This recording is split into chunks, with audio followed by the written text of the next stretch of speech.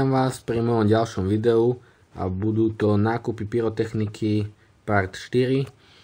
Už by to mala byť posledná časť, nemám už v pláne nič dokupovať a dnes tu máme len jednu vec a to je kompakt Superbomba. Priemer mažiarov je 30 mm, má 24 rán, 28 sekúnd trvá a výška efektu je 35 metrov. Má v sebe 444 g zlože. Tu sú napísané jeho efekty, ak chcete si prečítajte. A to je vlastne všetko. Takže ja vám ďakujem za pozretie videa. Ak sa vám páčilo, dajte like, ak sa nepáčilo, dajte dislike. Poteším sa za odber a vidíme sa pri ďalšom videu.